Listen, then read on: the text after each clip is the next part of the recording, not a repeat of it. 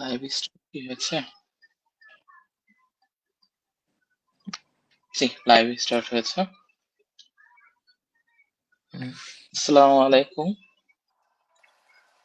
Good evening everyone. অনেকদিন পর আমরা রেশনাল ট্যাক্স একটা পডকাস্ট সিরিজের আরেকটা এপিসোডে আমরা চলে আসলাম। এপিসোডটা শুরু করার আগে আমরা আমাদের শহীদ অমর শহীদ ওসমান হাদি ভাইকে স্মরণ করছি।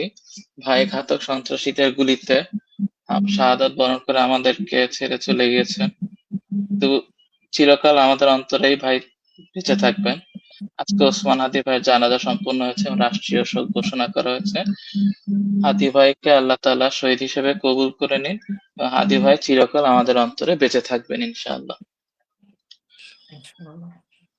ইনশাআল্লাহ ইনশাআল্লাহ আল্লাহ তাআলা কবুল করে নিন।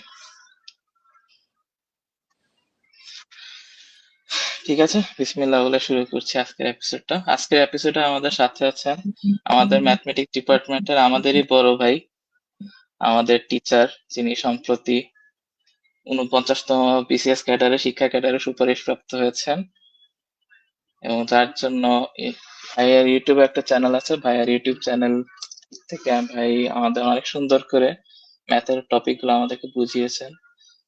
আজকে আমরা ভাইয়ার সাথেই কথা বলবো। ভাইয়া কেমন আছেন? আসসালামু আলাইকুম। ওয়ালাইকুম আসসালাম। আলহামদুলিল্লাহ, খুবই ভালো আছি। তোমরা কেমন আছো?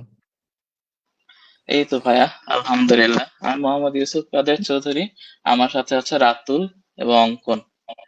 আসসালামু আলাইকুম ভাই, আমি মোহাম্মদ রাতুল হাসান, ব্যাচ 102। আসসালামু আলাইকুম ভাই, আমি মোহাম্মদ রায়হান হাসান অঙ্কন, ব্যাচ 103। ওয়ালাইকুম আসসালাম। তোমাদের সবাইকে অনেক ধন্যবাদ আমাকে আসলে আজকে তোমাদের এই পডকাস্টে আমন্ত্রণ জানানোর জন্য। ইনশাআল্লাহ অনেক গল্প হবে আজকে। জি ইনশাআল্লাহ, ইনশাআল্লাহ ভাই। আপনার গল্প, আপনার কথা শোনার জন্য আমরা আজকে এসেছি ভাইয়া। হ্যাঁ, অবশ্যই অবশ্যই, ভাইয়া ইনশাআল্লাহ অনেক গল্প হবে। জি জি ভাইয়া, ৪৯তম বিসিএস মানে ক্যাডারে সুপারিশপ্রাপ্ত হয়ে আপনার অনুভূতি কেমন ভাইয়া? আসলে আলহামদুলিল্লাহ, এটা আল্লাহ তাআলার কাছে শুকরিয়া। আমার ১.৫ বছরের বিসিএস যে জার্নিটা ছিল, সেই জার্নির একটা বলা যায় ধৈর্য এবং পরিশ্রমের একটা স্বীকৃতি। সো অনেক ভালো অনুভূতি, অনেক ভালো। এবং অনেক বিসিএস তো তোমরা জানোই যে অনেক লেন্দি একটা প্রসেস। ৩ বছর ৪ বছর চলে যায় একটা বিসিএস শেষ হতেই। সো সেই ক্ষেত্রে বলা চলে যে অনেক অল্প সময়ের মধ্যেই আল্লাহ তাআলা একটা ছোটখাটো হলেও স্বীকৃতি দান করেছেন। সো আল্লাহর কাছে শুকরিয়া। যাক আলহামদুলিল্লাহ ভাইয়া, আপনাকে বিগ কংগ্রাচুলেশনস সুপারিশপ্রাপ্ত হওয়ার জন্য ক্যাডারে। আপনার জন্য আমি অনেক প্রাউড ফিল করি। আমাদের জন্য একই সাথে আমাদের জন্য ম্যাথমেটিক্স এর কোর্স গুলো সুন্দর করে টিচ করে ভিডিও আপলোড করার জন্য আপনাকে অনেক বেশি থ্যাঙ্কস ভাইয়া। ভাই, আপনি ম্যাথে কেন আসলেন? ম্যাথে আসার আগে আপনার ম্যাথ কেমন লাগতো? আচ্ছা, আসলে এইচএসসি লাইফের কথা যদি বলি, এইচএসসি লাইফে ম্যাথ আমার আসলে ফেভারিট সাবজেক্ট ছিল না। আমার হচ্ছে কেমিস্ট্রি খুব ভালো লাগতো। তো বলা চলে ম্যাথ ডিপার্টমেন্টে আমি বাই চান্স আসছি, বাই চয়েস আসি নাই। তো ইউজুয়ালি ম্যাক্সিমাম ম্যাথ ডিপার্টমেন্টের স্টুডেন্টদের কাহিনী এটাই, মানে বাই চান্সই ভর্তি হয়। তো আমার ইঞ্জিনিয়ারিং প্রিপারেশন ছিল, একটা ইঞ্জিনিয়ারিং ইউনিভার্সিটিতে ভর্তি হয়েছিলাম। তো তারপরে ওই ভর্তিটা ক্যান্সেল করে আমি চলে আসি ঢাকায় থাকার জন্য পরিবারের সাথে। তো যাই হোক, বাই চান্স আসছি, কিন্তু পরবর্তীতে ম্যাথের প্রতি একটা আলাদা ভালোবাসা তৈরি হয়। যখন ফার্স্ট ইয়ার সেকেন্ড ইয়ার ম্যাথের সাবজেক্ট টপিক গুলাতে যখন একটু সময় দেওয়া শুরু করি, তখন আসলে ম্যাথ ভালো লাগাই শুরু করে, এবং throughout the undergrad life আমার ম্যাথ আসলে ভালোই লেগেছে। ম্যাথে পড়তে পড়তে ভাইয়া আপনার মানে ম্যাথের প্রতি ভালোবাসা জন্মেছে। হ্যাঁ, বলা চলে অনেকটা এরকমই। আচ্ছা আচ্ছা। ভাই, আপনার কোনো ছোট ভাই বা বোনকে আপনি কি ম্যাথ ডিপার্টমেন্টে পড়ার জন্য রিকমেন্ড করবেন কিনা? হ্যাঁ, অবভিয়াসলি করব, কেন করব না। এখানে আসলে ২ ক্যাটাগরির স্টুডেন্ট হতে পারে, যাদেরকে আমি এখানে একটা ক্যাটাগরি হচ্ছে যে ম্যাথ নিয়ে খুব বেশি প্যাশনেট এবং তার ধৈর্য আছে, কনসিস্টেন্সি রাখে, প্রবলেম সলভিং এ আগ্রহ আছে। তো এরকম যদি স্টুডেন্ট হয়, আমার ছোট ভাই হয়, অবশ্যই আমি বলবো যে তুমি ম্যাথ ডিপার্টমেন্টে পড়ো, কোনো সমস্যা নেই, এখান থেকে ভালো কিছু করা সম্ভব। আর আরেক ক্যাটাগরি হচ্ছে যদি সে অন্য মানে কোনো সাবজেক্টও পড়ে, হতে পারে ইকোনমিক্স, ফিজিক্স বা ইঞ্জিনিয়ারিং কোনো সাবজেক্টও যদি সে পড়ে, সেই ক্ষেত্রে আমি আসলে ইন্সপায়ার করবো যে তোমার আসলে ম্যাথের এক্সপার্টিসটা তোমার অনেক বেশি কাজে লাগবে। সেটা তুমি রিসার্চ ফিল্ডে যখন যাবা তখন তুমি আসলে বুঝতে পারবা যে তুমি রিসার্চের অনেক কিছুই তুমি ম্যাথস এর নলেজ ছাড়া ভালো করতে পারবে না। ঠিক আছে, সেই ক্ষেত্রে আমি এই দুই ক্যাটাগরি স্টুডেন্টকে আমি মোটিভেট করবো ম্যাথসে এক্সপার্টিসটা যাতে সে অর্জন করে। ভাই অনেক অনেক সময় দেখা যায় আসলে ম্যাথ আসলে অনেকেই পড়তে চায় না। অনেকেই আসলে ডিপার্টমেন্টে আমরা অনিচ্ছাকৃত আসি। তো আপনার কোনো ছোট ভাই যদি এরকম থাকে যে তার ম্যাথ ভালো লাগে না, সে ম্যাথ পড়তে চায় না, তখন আসলে কি করা যেতে পারে? আসলে বাংলাদেশে আমাদের যে এডুকেশন সিস্টেমটা, আমরা তো আসলে নিজেরা সাবজেক্ট চুজ করতে পারি না বা নিজেরা ইউনিভার্সিটি চুজ করতে পারি না। একটা বিশাল কম্পিটিশনের মধ্য দিয়ে আমাদেরকে ইউনিভার্সিটি আমাদেরকে চুজ করে নেয়। ঠিক আছে, সো এখন যদি আমাদের ম্যাক্সিমাম আমাদের আর্থসামাজিক ব্যবস্থাটা যদি আমরা চিন্তা করি, আমাদের সবারই সামর্থ্য নাই যে আমরা আমাদের পছন্দ মতো একটা সাবজেক্টে আমরা বাইরে গিয়ে পড়বো বা একটা প্রাইভেট ইউনিভার্সিটিতে পড়বো, এই সামর্থ্য আমাদের ম্যাক্সিমামের নাই। তো সেই ক্ষেত্রে আমার সাজেশন যেটা থাকবে সেটা হচ্ছে যে ম্যাথ এমন একটা সাবজেক্ট যেখান থেকে আমরা খুব সহজেই চাইলে অন্য ফিল্ডে শিফট হতে পারি, অনেক ফিল্ডে শিফট হয়ে যাওয়া যায়। এবং আমার পরিচিত অনেকেই কিন্তু এমন অনেকে আছে যারা হচ্ছে ম্যাথে আন্ডারগ্রেড করেছে, পরে ইকোনমিক্সে সে মাস্টার্স করেছে এবং খুব ভালো করেছে, ইকোনমিক্সে পিএইচডি করতেছে। ঠিক আছে, পরিচিত অনেকে আছে ফিজিক্সে চলে গেছে, ইঞ্জিনিয়ারিং অনেক ফিল্ডে চলে গেছে, ডাটা সায়েন্সে চলে গেছে। তো জি তার জি। যদি এমন অন্য কোনো ফিল্ডে যদি ইন্টারেস্ট থাকে, অনেকে আবার এমনও আছে যে এমবিএ করেছে, এমবিএ করার পরে সে অ্যাকচুয়ালি ব্যাংকিং সেক্টরে চলে গেছে, অহরহ এক্সাম্পল। তো যদি তার ইন্টারেস্ট না থাকে, সেই ক্ষেত্রে তাকে বলবো যে ভাইয়া আসলে ধৈর্য ধরে আন্ডারগ্রেড ডিগ্রিটা নাও। লিস্ট পাস করার জন্য বা 3+ নেওয়ার জন্য কিন্তু খুব বেশি পড়ালেখা করতে হয় না, কিছুটা এফোর্ট দাও, কিছুটা কষ্ট করো, 3+ একটা সিজিপিএ নিয়ে বের হো, তারপরে তুমি তোমার পছন্দের ক্যারিয়ারের দরকারে শিফট হয়ে গেলা, এটা তো সমস্যা না। জি এটাই জি। সাজেশন থাকবে। ভাই আপনার একাডেমিক লাইফটা কেমন গেছিল? আপনার একাডেমিক লাইফের এক্সপিরিয়েন্স কেমন ছিল আসলে একাডেমিক ক্যাম্পাসে লাইফের কথা আসার যদি পর? বলি, একাডেমিক লাইফ আলহামদুলিল্লাহ খুব ভালোই গিয়েছে। একাডেমিক লাইফে ফার্স্ট ইয়ারে সবচেয়ে বেশি ভোট দিয়েছিলাম পড়ালেখায়, এবং রেজাল্টও আচ্ছা। খুব ভালো আসছিল। তো ফার্স্ট ইয়ার সেকেন্ড ইয়ার দুইটা ইয়ারে এফোর্ট দেওয়ার পরে থার্ড ইয়ার ফোর্থ ইয়ার একদমই পড়ালেখা করিনি। কিন্তু যে জিনিসটা আমি ফিল করছি সেটা হচ্ছে যে ফার্স্ট ইয়ার সেকেন্ড ইয়ারের যে ফাউন্ডেশনটা, সেটা যদি কারো খুব স্ট্রং থাকে, থার্ড ইয়ার ফোর্থ ইয়ারে পড়ালেখা অল্প এবং at the same time first year second ইয়ারে পরীক্ষাগুলো দেওয়ার মাধ্যমে কিন্তু স্টুডেন্টরা কিন্তু ডিপার্টমেন্টের যে পড়ালেখার কালচারটা, রেজাল্ট ভালো করার যে টেকনিক গুলো, এগুলো কিন্তু বুঝে যায়। এক দুইটা ইয়ারের ফাইনাল পরীক্ষা দিলে কিন্তু তারা বুঝে যায় যে কোন স্ট্র্যাটেজিতে আমি আসলে ভালো করতে পারবো। তো দেখা গেছে যে থার্ড ইয়ার ফোর্থ ইয়ারে একাডেমিক লাইফে অনেক ফাঁকি দিছি, পড়ালেখা করি নাই, ক্লাসও মিস দিছি, একটু খেলাধুলা এসব দিকে ফোকাস দিছি বেশি, বাট খুব একটা সমস্যা হয় নাই, কারণ ফার্স্ট ইয়ার সেকেন্ড ইয়ার একটু বেসটা একটু স্ট্রং ছিল। তো থ্রু আউট যদি বলি, একাডেমিক লাইফ খুব এনজয় করছি আমি। আচ্ছা, যাক আলহামদুলিল্লাহ। তা আপনাদের টাইমে তো মোস্ট প্রবাবলি কোভিড লকডাউন শুরু হয়েছিল না? ওইটা আসলে আমরা যখন সেকেন্ড ইয়ারে পড়ি তখন আসলে কোভিড লকডাউনটা শুরু হয়। আচ্ছা, তখন কিভাবে টাইম পাস করতেন, পড়াশোনা বা কি? আচ্ছা আচ্ছা, কোভিড এর সময় আমি আসলে মৃত্যু আতঙ্কে ছিলাম খুব খুব বেশি, যে ভীতু প্রকৃতির মানুষ। জি জি। তো আমরা গ্রামে চলে যাই, আমাদের ফুল ফ্যামিলি। তো গ্রামে আমরা 4 মাস ছিলাম। তো ওই সময়টা হুম। আসলে আমাদের গ্রামের যে সিনারিওটা ছিল, ওইখানে টিভি নাই, ইন্টারনেটের গতিও খুব স্লো, একটু দূরে গিয়ে হয়তো হুম ইন্টারনেট পাওয়া যেত, ভিডিও ডাউনলোড করে এনে দেখতে হইতো। তো হুম সেকেন্ড হুম। ইয়ারের টপিক গুলো আমি হচ্ছে তখনই মানে ওই টাইমটাতে আমি নিজে নিজে পড়তাম, প্লাস নোট তৈরি করতাম, এবং ওই নোটগুলোই পরবর্তীতে আমি হচ্ছে আমি যে সেকেন্ড ইয়ারে যে কিছু আমি টপিক কভার করেছিলাম, কিছু কোর্সেস, জি যেমন জি জি। নিউমেরিক্যাল অ্যানালাইসিস, ডিসক্রিট, এই জিনিসগুলো জি জি। আমার পরবর্তীতে আমার কাজে লাগে আর কি। তো ওই কোভিড এর টাইমটা এক অর্থে আমার জন্য ব্লেসিং ছিল, কারণ ওই কোভিড এর টাইমটাতেই আমি অনেক অফুরন্ত সময় পাই, যে সময়টাতে আমি একটু এক্সপ্লোর করার সুযোগ পাই নিজেকে, যে অ্যাকচুয়ালি অফ টাইমে বা আমার লেজার টাইমে আসলে আমি কি করতে পারি, এই জিনিসগুলোতে আমি একটু এক্সপ্লোর করি। এবং ইউটিউব চ্যানেল খোলার প্ল্যানটাও আসলে আমি কোভিড টাইমে মাথার মধ্যে আমার সর্বপ্রথম আসে। আচ্ছা আচ্ছা, তাহলে আপনার একরকম অনেক প্রোডাক্টিভ টাইম মানে মেনটেন করতে পেরেছেন কোভিড টাইমে। হ্যাঁ, প্রোডাক্টিভ আসলে বাধ্য হয়ে প্রোডাক্টিভ টাইম, কারণ আসলে শহরে যখন ইন্টারনেটের গতি খুব ভালো থাকে তখন তো সারাদিন জি মেসেজ জি আসে, আমাদের জি সময়গুলো জি। নষ্ট হয়ে যায়। আর ওইখানে আমাদের বাসায় কোনো ইন্টারনেট ওইভাবে অ্যাক্সেস পাওয়া যেত না। তো আমি যতক্ষণ বাসায় ছিলাম ততক্ষণ আমাকে হয়তোবা ভিডিও ডাউনলোড করে রাখতাম, ওই ডাউনলোড করা ভিডিওগুলো আমাকে দেখতে হইতো। তো ওই কারণে দেখা যেত কি আমার সময়গুলা মানে প্রোডাক্টিভ ছিল আরকি। আচ্ছা, তাহলে তো একদিক দিয়ে আপনার জন্য কোভিড টাইমটা ব্লেসিং ছিল, তাই না ভাইয়া? হ্যাঁ, বলা চলে ব্লেসিং ছিল।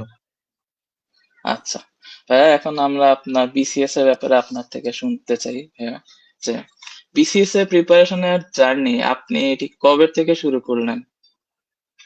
আচ্ছা, আ এটা যদি সত্য কথা বলি, আমি জি। বিসিএস নিয়ে চিন্তা করা শুরু করছি 4th ইয়ারের মাঝামাঝি সময়ে এসে। 4th ইয়ারের মাঝামাঝি আচ্ছা সময়ে এসে চিন্তা করা শুরু করি এবং প্রিপারেশন নেওয়া শুরু করি বিসিএস এর। আমার ১০ ডিসেম্বর আ 4th ইয়ারের ফাইনাল পরীক্ষা শেষ হয়। ২০২৩ সালের কথা বলতেছি। আচ্ছা। ১১ ডিসেম্বর গিয়ে আমি বই কিনে আনি। আমি কিছুই জানি না হুম। সিলেবাস সম্পর্কে। সিলেবাস কি সাবজেক্ট থাকে, মান-বন্টন কিছুই জানি না। আমি একটা ডাইজেস্ট কিনে নিয়ে আসি ১১ ডিসেম্বর গিয়ে, আচ্ছা। এবং আমি ওই যে হুম হুম। ১৫-২০ দিন একটু ওইগুলা উল্টাই। আমার সিলেবাস সম্পর্কে একটু আইডিয়া হয়। ২০২৪ এর ৯ মার্চ হচ্ছে আমার 46 বিসিএস, আমরা তখন হচ্ছে অ্যাপিয়ার দিয়ে আমরা এপ্লাই করি আরকি। তো অ্যাপিয়ার দিয়ে এপ্লাই করি। তো ওইটার মধ্যে আমরা প্রিপারেশন নেওয়া শুরু করি ২০২৪ এর জানুয়ারি থেকে। তো আমার হাতে ৩ মাস ৯ দিন ছিল। তো জি জি।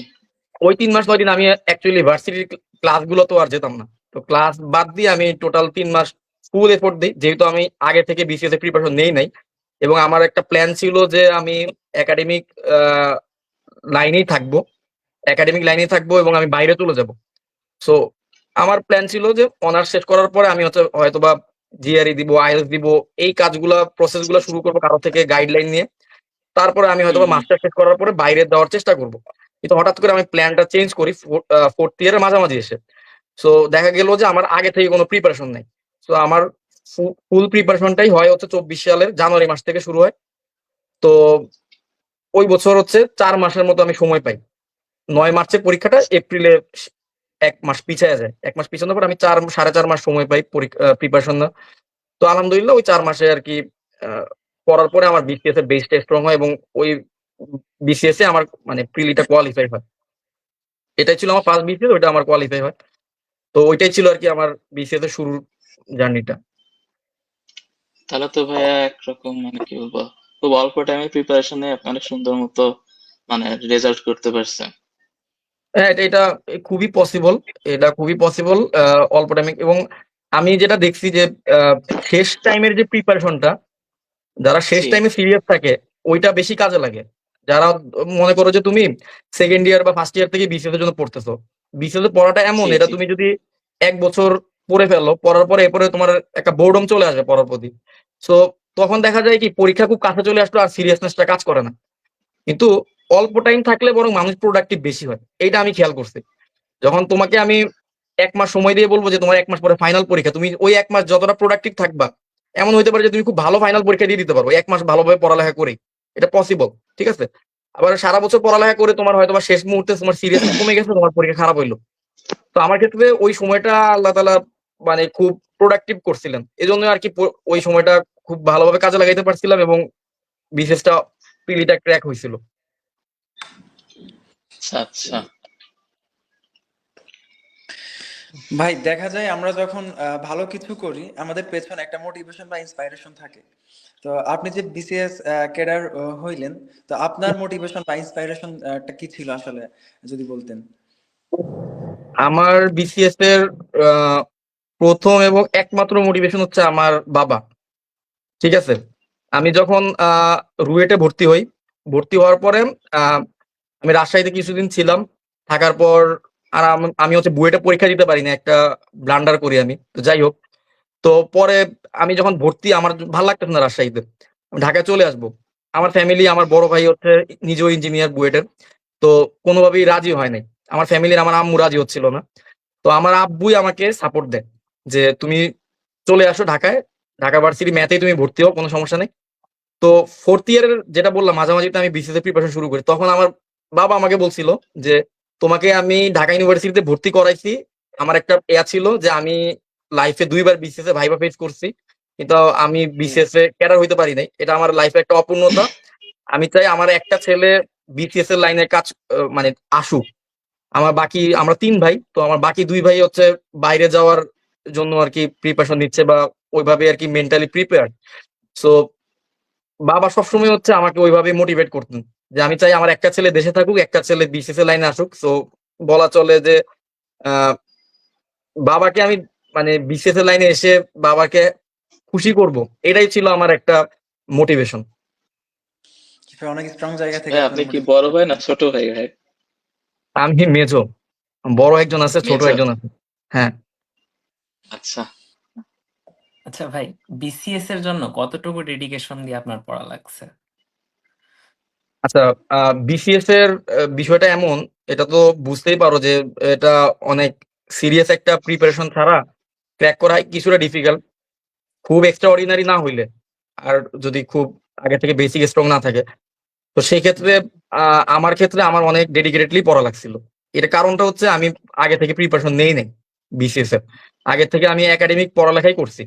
ঠিক আছে, তো আমি যখন হঠাৎ করে 3 মাসের বা 4 মাসের একটা ব্যবধানে আমি যখন প্রিপারেশন নেওয়া শুরু করি, আমার কাছে মনে হচ্ছিল যে আমি একটা সমুদ্রে পড়ছি, এর তো কোনো কুল কিনারা নাই। সো এখানে তো 10টা সাবজেক্ট আছে, তো 10টা সাবজেক্টের মধ্যে দেখা গেল যে ইংলিশটা মোটামুটি স্কুল লাইফে একটু বেসিক ভালো ছিল গ্রামারের, তো অল্প দিনে মোটামুটি ইংলিশটা গুছিয়ে ফেলতে পারছি। আর ম্যাথ ব্যাকগ্রাউন্ডের হওয়াতে ম্যাথ, মেন্টাল অ্যাবিলিটি এগুলো সমস্যা হয় নাই। আর সায়েন্স ব্যাকগ্রাউন্ডের হওয়াতে সায়েন্স, আইসিটি অল্প পরেই মোটামুটি একটা নাম্বার তোলা গেছে। বাট আমি যেখানে ঝামেলায় পড়ছিলাম সেটা হচ্ছে বাংলা আর হচ্ছে তোমার জিকে, এই বাংলাদেশ অ্যাফেয়ার্স, ইন্টারন্যাশনাল অ্যাফেয়ার্স। একে তো আমার ইন্টারেস্ট নাই এই সাবজেক্ট গুলোর প্রতি, তার মধ্যে এই সাবজেক্টের সিলেবাসের কোনো শেষ নাই, শুরু আছে কোনো শেষ নাই।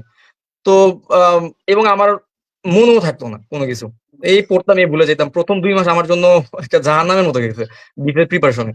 বাট ওই জিনিসটা এরকম আর কি, যে ম্যাথ ডিপার্টমেন্টও আমাদের তো শুরুর দিকে খুব টাফ মনে হয় জিনিসগুলা, বাট আস্তে আস্তে আস্তে আস্তে কিন্তু আমরা থ্রু আউট দ্য টাইম আমরা কিন্তু জিনিসগুলোর সাথে হ্যাবিচুয়েটেড হয়ে যাই। একটা থিওরেম কিভাবে মনে রাখতে হয় আমরা নিজেরাই টেকনিক বের করে ফেলি, এক বড় বড় থিওরেম আমরা মনে রাখতে পারি, আমরা পরীক্ষায় লিখতেও পারি, এই জিনিসটা হয়ে যায়। সো আমার ক্ষেত্রে আহ, এই জন্য একটু ডেডিকেশন বেশি দেওয়া লাগছে, যেহেতু এই সাবজেক্ট গুলো সম্পর্কে আমার ধারণা খুব কম ছিল।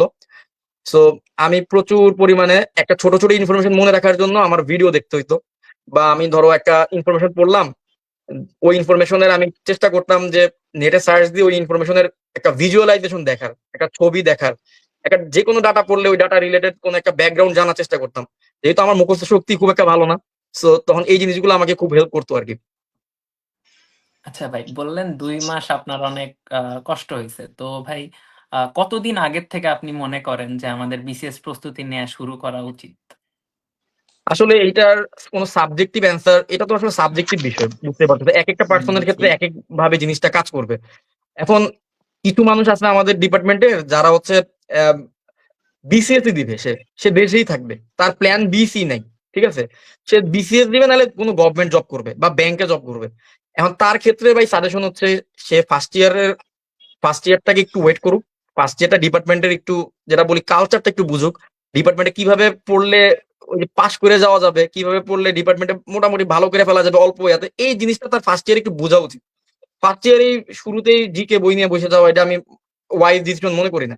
একটা বছর একটু আচ্ছা। একাডেমিক পড়া একটু সময় দেওয়া উচিত।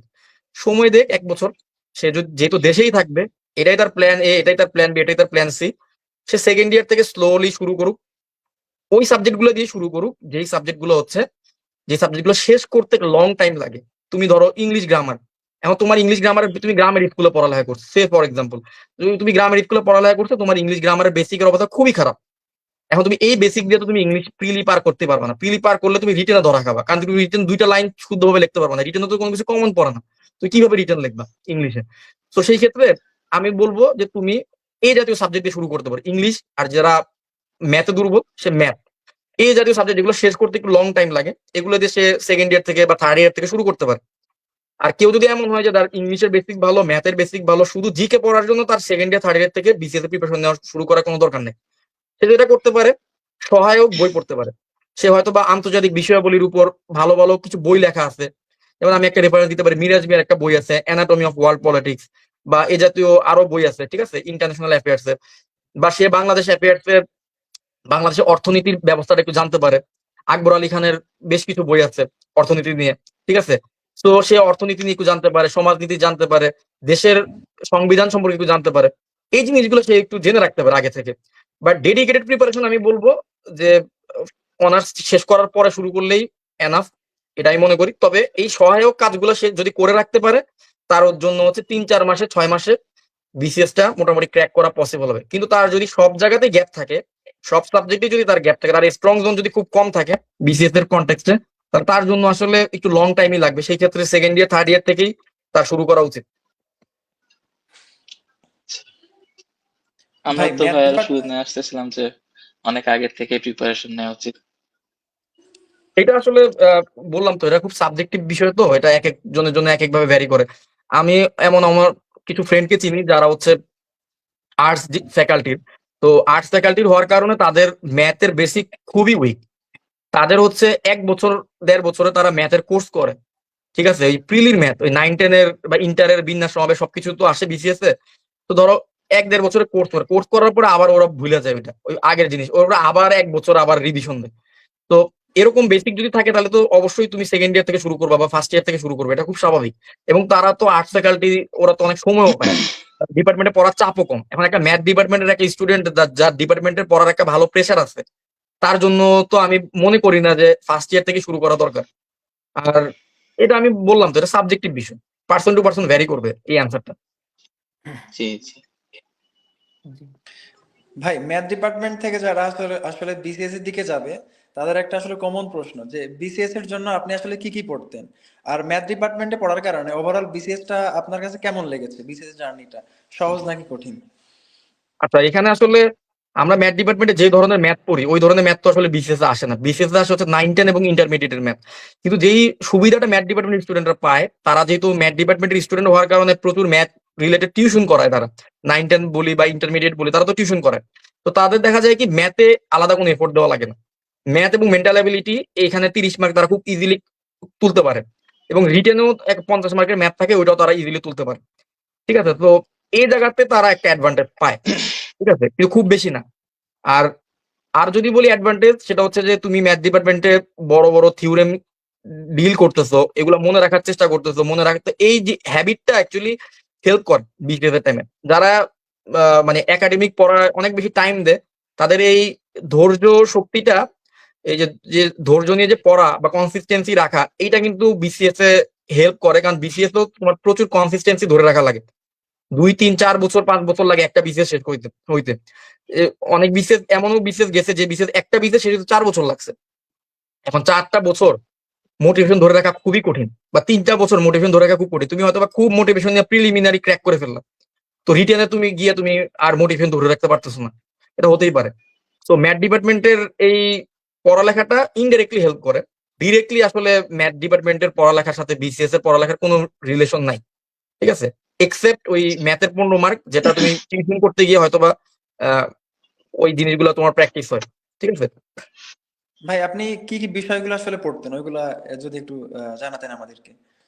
ওই যে যেটা বললাম, বাংলা আর জিকে, এই দুইটা সাবজেক্টে আমার হচ্ছে অনেক বেশি এফোর্ট দেওয়া লাগছে, কারণ এই দুইটা সাবজেক্টে আমার উইকনেস ছিল, ভালো উইকনেস ছিল। আর বাংলা সাহিত্য সম্পর্কে আমার কোনো ধারণা ছিল না, আমি ওইভাবে আসলে বই পড়ি নাই কখনো। তো দেখা গেছে বাংলা সাহিত্য অনেক চরিত্র পড়া লাগছে, অনেক কাহিনী জানা লাগছে, কারণ ভিতর থেকে এমসিকিউ আসতো, ঠিক আছে। আর বাংলা সাহিত্যেই সমস্যা হয়েছে। আর জিকের ব্যাপার যেটা বললাম, জিকে আমার অনেক এফোর্ট দেওয়া লাগছে জিকেতে, কারণ জিকে আমার মনে থাকতো না। এর মধ্যে আবার জিকে যা পড়তাম দেখা যাইতো কি খুব আনপ্রেডিক্টেবল, তো জিকে কমন পড়তো না। তো ভালো এফোর্ট দেওয়া লাগছে। ভাই আপনি কমেন্ট সেকশন থেকে একজন লিখেছেন যে ভাই বিসিএস নিয়ে একটা কমপ্লিট গাইড দিয়ে ভিডিও দেবেন প্লিজ, কি কি বই কিভাবে পড়া লাগবে। তো ভাই আপনার কাছে একটা রিকোয়েস্ট থাকলো যে এটা নিয়ে আপনি সুন্দর করে গুছিয়ে আমাদের জন্য একটা ভিডিও আপলোড করবেন। আচ্ছা, ইনশাল্লাহ ইনশাল্লাহ সময় পাইলে আমি একটা ভিডিও বানাবো ইনশাল্লাহ। ওকে ভাইয়া, ঠিক আছে। এখন ভাই আপনার মতে কোন ইয়ার থেকে, আচ্ছা এটা তো আমরা যে কোনো ইয়ার থেকে প্রেপ নিলে আমরা পারি। হুম। হ্যাঁ, বিসিএস এর পাশাপাশি আপনি একাডেমিক, তারপর টিচিং লাইফটা আপনি কিভাবে হ্যান্ডেল করতেন, ব্যালেন্স করতেন? আচ্ছা, আমি মাল্টিটাস্কিং এ খুব খারাপ। সো আমি খুব একটা এই ৩-৪টা জিনিস একসাথে আমি হ্যান্ডেল করতে কখনোই পারি নাই। এজন্য আমি বললাম যেটা, আমি বিসিএস জার্নিটা শুরুই করছি হচ্ছে আমার আন্ডারগ্রেড শেষ হওয়ার পরে। এবং যখন আমি বিসিএস পড়ছি তখন আমি একাডেমিক পড়ালেখার মধ্যে ছিলাম না। সো আমি ওই ৩-৪ মাস শুধু বিসিএসই পড়ছি। সো ওইভাবে আমি আসলে ব্যালেন্স করার আমার প্রয়োজন হয় নাই। বাট একাডেমিক লাইফে থাকা অবস্থায় আমার হচ্ছে আমি প্রচুর টিউশন করতাম। ওই জিনিসটা আমার একটু ব্যালেন্স করতে হইছে। একাডেমিক পড়ালেখার পাশাপাশি আমাকে হচ্ছে আ আমার টিউশন গুলা বা ইউটিউবে বা অনলাইনে কোর্স কিছু করাতাম। এই জিনিসগুলাকে আমার একটু ব্যালেন্স করা লাগছে। তো সেটাও আমি বললাম যেটা, যে ফার্স্ট ইয়ার সেকেন্ড ইয়ারে খুব এফোর্ট দিছিলাম। সো ওই সিজিপিএ যেটা মেইনটেইন করছি ওইটার কারণে আমার বাকি ইয়ার গুলাতে আমার কম এফোর্ট দেওয়া সত্ত্বেও খুব একটা সমস্যা হয় নাই। সিজিপিএ কিছুটা ড্রপ করছে অবভিয়াসলি, যেহেতু আমি এফোর্ট দেই নাই। বাট সিস্টেমটা যেহেতু বুঝে গেছি যে কিভাবে রেজাল্ট ভালো করা যায়, কোন জিনিসগুলোতে বেশি ফোকাস দিলে রেজাল্ট ভালো আসে, তো এই জিনিসগুলো হেল্প করতে। ভাই আচ্ছা আচ্ছা। আচ্ছা ভাই, ইউটিউবের জন্য আপনার কতটুকু টাইম যাইতো, বা ইউটিউবে বা হচ্ছে অনলাইন কোচিং এ সাকসেসফুল হওয়ার জন্য আপনার মানে কি রকম ডেডিকেশন বা কিভাবে হওয়া যায়? আমি তো আসলে ইউটিউবিং করে এখনো সাকসেসফুল যেটা বলে ওইরকম কিছুই হই নাই। আর সময় যদি বলি, সেকেন্ড ইয়ার থার্ড ইয়ারে দেওয়া লাগতো। আসলে এটা ডিপেন্ড করে আসলে এট এ টাইম আমার কয়টা কোর্স চলে। ওটার জন্য দেখা যাইতো কি, আসলে ক্লাস নেওয়ার চেয়ে সবচেয়ে বেশি টাইমটা যাইতো হচ্ছে ম্যাটেরিয়াল বানানোর পিছনে। একটা ক্লাসের কন্টেন্ট বানানোর পিছনে আর কি অনেক সময় চলে যেত। ইউটিউবিং এর এটাই একটা মানে বড় টাইমটা কিল করতো আর কি, এই ম্যাটেরিয়াল রেডি করা। একটা ভালো ক্লাস নিতে গেলে ম্যাটেরিয়ালটা ভালো ভাবে বানানো লাগে। এটা আর কি বিষয় ছিল।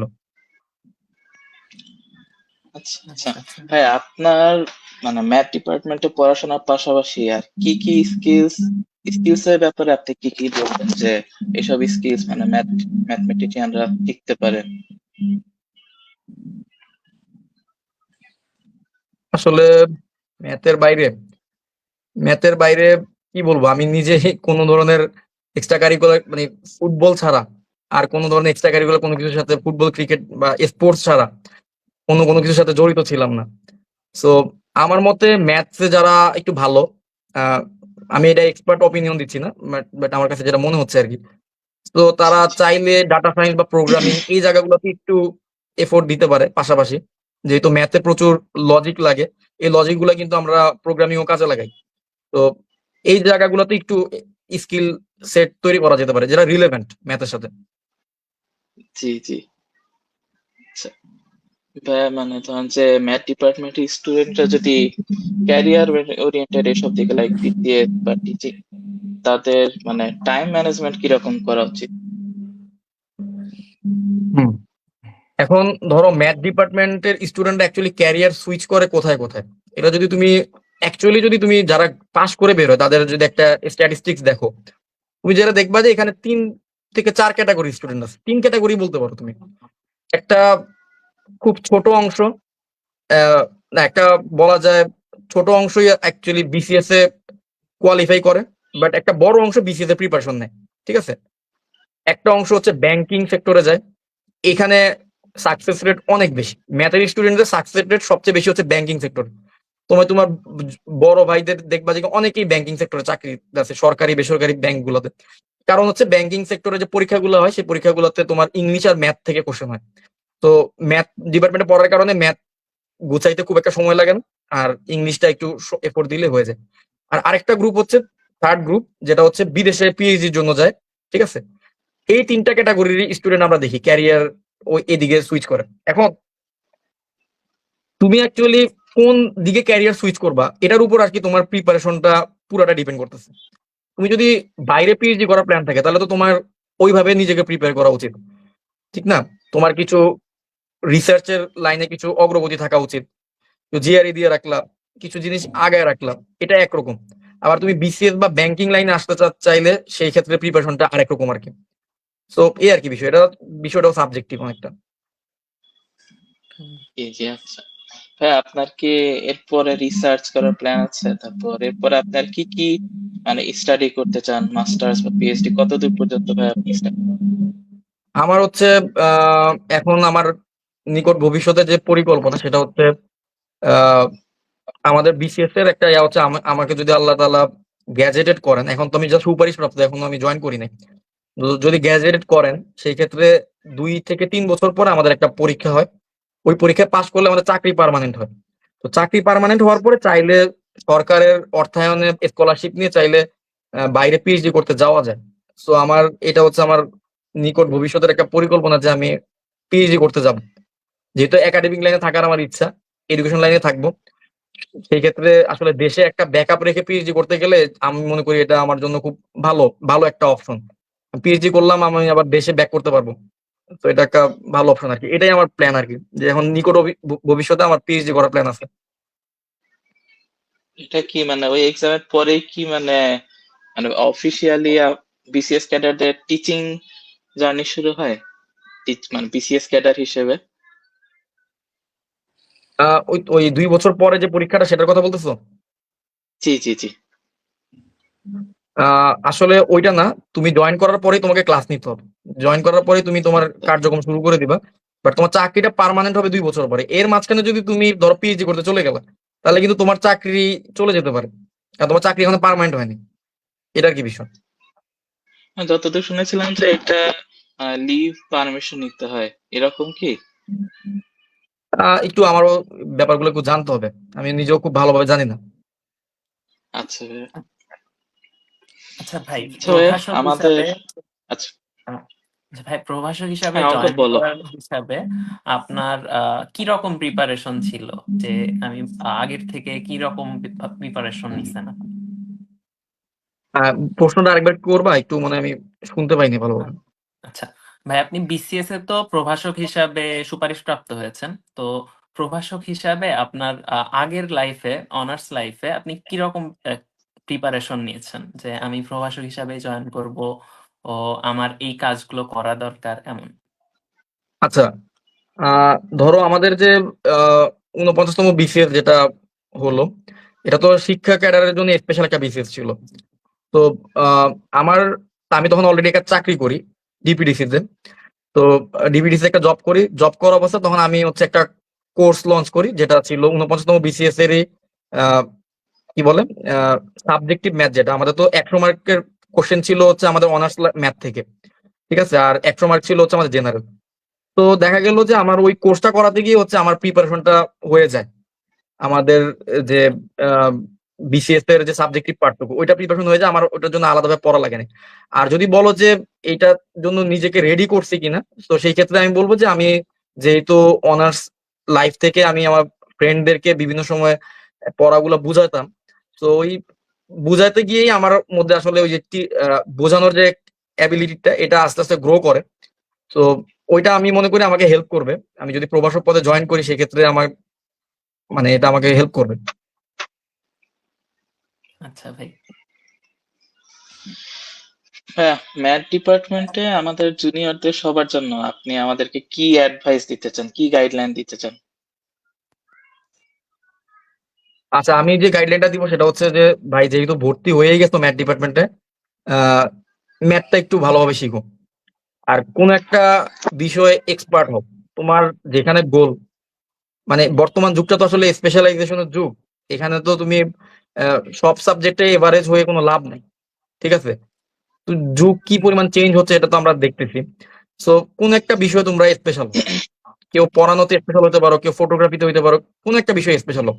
ঠিক আছে, এটাই আমি বলবো। আর যেহেতু ম্যাথ ডিপার্টমেন্টে ভর্তি হয়েছে, অ্যাটলিস্ট ম্যাথটা মিনিমাম এইটুক ম্যাথ শিখে বের হও 4 বছর পরে, যাতে অন্য ডিপার্টমেন্টের একটা ছেলে না বলে যে ম্যাথ ডিপার্টমেন্টে পড়ছে এ আসলে তো কিছুই জানে না, এই কথাটা যাতে বলতে না পারে। এটা হচ্ছে আমার আর পাশাপাশি অবশ্যই আহ, যে যে লাইনের ক্যারিয়ার নিতে চাচ্ছ, ক্যারিয়ার সুইচ করতে চাচ্ছ ম্যাথে পড়ার পরে, আহ, ওই ক্যারিয়ারের জন্য ওই লাইনে যারা ভালো করছে তাদের কাছ থেকে গাইডলাইন নিয়ে একটু আগে থেকেই নিজেকে মানসিকভাবে এবং প্ল্যান ওয়াইজ একটা প্রস্তুতি রাখো। এটা আমি সবার কাছে বলবো। কারণ হঠাৎ করে যাতে তোমার এমন না হয় যে তুমি গ্রাজুয়েশনের পরে তুমি কোনো কুল কিনারা পাচ্ছ না। এবং গ্রাজুয়েশনের পরে তোমার জীবনে তুমি আসলে কোথায় যাবা এটা বুঝতে বুঝতে তোমার 28-29 বছর চলে গেল। এই বিষয়টা যাতে না হয়, এবং এটা অনেকের ক্ষেত্রে হয়, তাই আর কি এই বিষয়টা আমি মনে করলাম যে এটা ওভারলুক করাটা ঠিক হবে না আমাদের যারা স্টুডেন্ট আছে। ভাই আমি আসলে একটা কথা অ্যাড করতে চাচ্ছিলাম যে ম্যাথ ডিপার্টমেন্টে আসার পরে দেখা যায় অনেকেই টিউশনের দিকে বেশি ঝুঁকে যায়। এমনিতেও ম্যাথ ডিপার্টমেন্টে যারা পড়ে তারা টিউশন একটু বেশি করায়, আপনিও করছেন। তো দেখা যায় টিউশনে বেশি সময় দিতে গিয়ে একাডেমিক লাইফের সাথে আসলে দূরত্বটা বেড়ে যায়। তো এই দুইটাকে আসলে কোপ আপ কিভাবে করা যায়, ওই বা যে আপনি আমি কিভাবে করছেন? আমার ক্ষেত্রে যেটা কাজ করছিল সেটা আমি তোমাদেরকে অলরেডি বলছি। আমি ফার্স্ট ইয়ারে পুরা ইয়ারে আমি জাস্ট একটা টিউশন করি, বিকজ আমার কাছে মনে হচ্ছে যে আমি ম্যাথ ডিপার্টমেন্টের সিস্টেম, আমাকে আমার বড় ভাই বলছে যে তোমাকে হচ্ছে তুমি ফার্স্ট ইয়ার বেশি টিউশন নিও না, তুমি আগে সিস্টেমটা বুঝো, যে ওই ডিপার্টমেন্টে ভালো করতে গেলে তোমার কি কি করা লাগে, সিস্টেমটাকে বুঝো। তো আমি আমার ডিপার্টমেন্টের জুনিয়রদেরকে বলবো, যারা ফার্স্ট ইয়ারে আছে স্পেশালি তাদেরকে বলবো যে তোমরা এখনই বেশি টিউশনের দিকে চলে যাও না, একটা বছর একটু ধৈর্য ধরো, একটা বছর একটু একটা করো, সর্বোচ্চ 2টা করো, কারো যদি ফিনান্সিয়াল সমস্যা থাকে, কিন্তু 2 এর বেশি করাও না ফার্স্ট ইয়ারে। তুমি আগে সিস্টেমটা বুঝো। তোমার কাছে ফার্স্ট ইয়ারের পরীক্ষা, ফাইনাল পরীক্ষা দেওয়ার পর তোমার কাছে যদি মনে হয় যে না এই ডিপার্টমেন্টে আমার যে রেজাল্ট আমার দরকার, আমি মনে করি ওই রেজাল্টটা পাওয়ার জন্য আমি আহ, এই পরিমাণ পড়লে আমার চলবে, একটা নির্দিষ্ট পরিমাণ পড়লে আমার চলবে, সেই ক্ষেত্রে তুমি অবস্থা বুঝে। এখন পার্সন টু পার্সন জিনিসটা ভ্যারি করবে। আমার ডিপার্টমেন্টের আমাদের সিনিয়র এমন এক ভাইও আছে যে ভাই এখন আবার ব্র্যাকেট টিচার, ওই ভাই আমার জানা আমাদের 6 থেকে 7টা টিউশন করতেন, কিন্তু ওনার থ্রু আউট সিজিপিএ খুবই ভালো, ঠিক আছে, ফুল টাইম উদ্ভাসে পড়াইতেন, খুবই ভালো। কারণ হচ্ছে ওনাদের বেসিক ওই লেভেলের স্ট্রং ছিল অনেক আগে থেকেই, অলিম্পিয়াড করতেন, বিভিন্ন কিছু সাথে জড়িত ছিল, আগে থেকে বেসিক অনেক স্ট্রং ছিল। তো এখন জিনিসটা সাবজেক্টিভ, এক একজনের জন্য এক একভাবে কাজ করবে। এখন একটা ছেলে যে হচ্ছে ফেল করে ফেলবে যদি সে 5টা টিউশন করে, তো তার তো 5টা টিউশন করার দরকার নেই, সে করাবে 1টা বা 2টা। এই জিনিসগুলো বুঝতে হবে, মানে অন্য কেউ অন্ধভাবে অনুকরণ না করে, যে আমার অ্যাবিলিটি কতটুকু, আমার ক্যাপাবিলিটি কতটুকু, এই অনুযায়ী আমি টিউশন দেবো। টিউশনের জন্য তো জীবন না, আগে তোমার ক্যারিয়ার, জি জি। তারপরে টিউশন। আচ্ছা ভাইয়া, ম্যাথের কোর্সগুলোর মধ্যে আপনার কি কোনো ফেভারিট কোনো কোর্স আছে? আমার হচ্ছে অ্যাকচুয়ালি থিওরিটিক্যাল কোর্সের চেয়ে আহ, একটু অ্যাপ্লাইড কোর্স গুলো বেশি ভালো লাগতো আমার। যেমন হচ্ছে তোমার ফেভারিট কোর্সের মধ্যে ক্যালকুলাসটা খুবই এনজয় করছি, first year second year calculus পড়ছি, এটা খুব এনজয় জি করছি। জি। সো এই কোর্সটা সবচেয়ে বেশি ফেভারিট ছিল। এবং ক্যালকুলাস থেকে আমাকে হচ্ছে আমাদের ভাইভাতেও প্রচুর প্রশ্ন করা হয়েছিল, যেটা আমার জন্য পজিটিভ ছিল আর কি। বিসিএস এর ভাইভাতেও প্রচুর প্রশ্ন করা হয়েছিল। এর বাইরে আমার ফেভারিট ছিল লিনিয়ার অ্যালজেব্রা, কারণ এই জিনিসটা আমি খুব ভিজুয়ালাইজ করে শিখছি, তো এই জন্য খুব মজা পাইতাম লিনিয়ার অ্যালজেব্রাতে। এবং আমি যেটা দেখছি যে ক্যালকুলাস এবং লিনিয়ার অ্যালজেব্রা এই দুইটা কোর্স যাদের বেসিক খুব স্ট্রং, তাদের জন্য অনেক কোর্স জি জি। বুঝতে অনেক ইজি হয়। জি, লিনিয়ার অ্যালজেব্রা আমি অনেক ম্যাথমেটিশিয়ানদের মানে বলতে শুনি যে লিনিয়ার অ্যালজেব্রা ভালো মতো পড়তে। Linear algebra most probably topology, মানে বেসিক স্ট্রং থাকলে অনেক কিছু করা যায় এরকম শুনেছিলাম।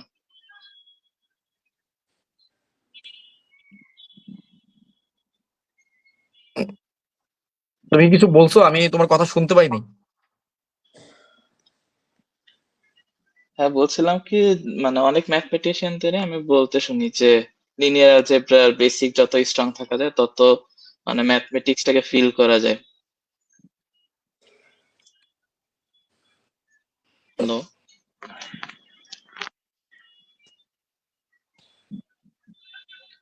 হ্যালো। হ্যালো। হ্যাঁ, আমি আপনাকে শুনতে পাচ্ছি, শুনতে পাচ্ছেন কি ভাইয়া? হ্যাঁ, তোমার কথা একটু কেটে আচ্ছা কেটে ঠিক, আসতেছে। আচ্ছা সরি ফর দ্য ইন্টারাপশন। আমি বলছিলাম যে কোনো কোয়েশ্চেন করছিলাম না, আমি আমার ওপিনিয়ন দিচ্ছিলাম যে অনেক ম্যাথমেটিশিয়ানদের বলতে শুনি যে লিনিয়ার অ্যালজেব্রা যত বেসিক স্ট্রং করা যায় তত বেশি ম্যাথমেটিক্সটাকে ফিল করা যায়।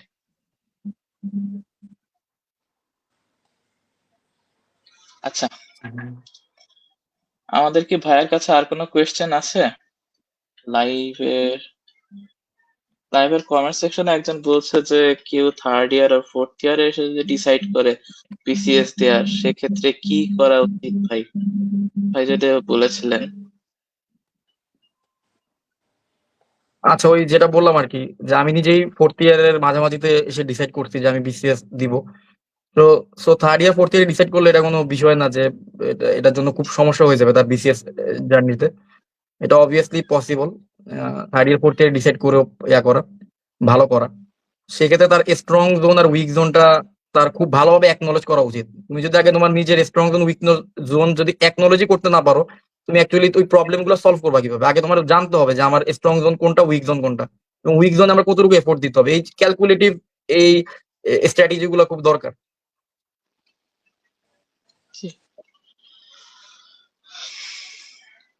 আচ্ছা, আর কোনো কোয়েশ্চেন দেখছি না লাইভ সেকশনে আমাদেরও। আর ভাইয়া আপনার কাছে আচ্ছা আরেকটা কোয়েশ্চেন পেলাম ভাইয়া, ফার্স্ট ইয়ার থেকে কিভাবে বিসিএস এর প্রিপারেশন নিবো? আচ্ছা, সেম কোয়েশ্চেনই ভাইয়া। আচ্ছা, এই জিনিসটা আমি ডিসকারেজ করি। ফার্স্ট ইয়ার থেকে বিসিএস এর প্রিপারেশন নিলে একটা টাইমে বোর্ডম চলে আসবে তোমার বিসিএস এর পড়ার প্রতি, এবং যে টাইমটাতে তোমার সবচেয়ে বেশি এফোর্ট দেওয়ার কথা বিসিএস এ, ওই টাইমটাতে দেখবে যে তোমার সিরিয়াসনেস কাজ করতেছে না। এটা আমার মনে হয় আমার মতো স্টুডেন্টদের ক্ষেত্রে এই জিনিসটা কাজ করতো।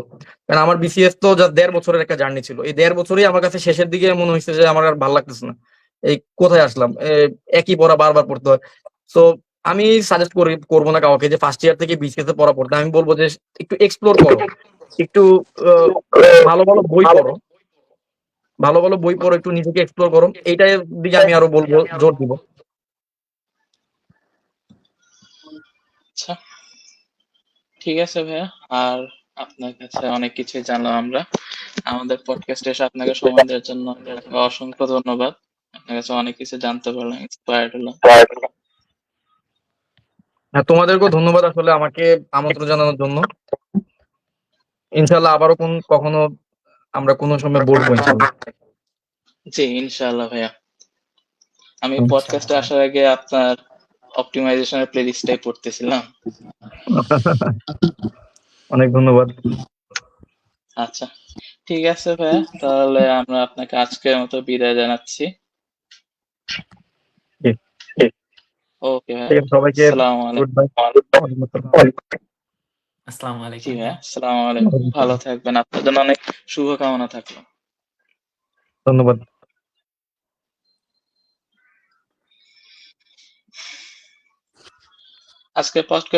আজকের পডকাস্টটা তাহলে আমরা এখানে শেষ করছি। খুব শীঘ্রই আমরা ইনশাআল্লাহ পরের এপিসোড দেখার অপেক্ষায় থাকছি। টিল দেন আপনারা সবাই ভালো থাকবেন, সুস্থ থাকবেন। আসসালামু আলাইকুম, good evening, good night everyone.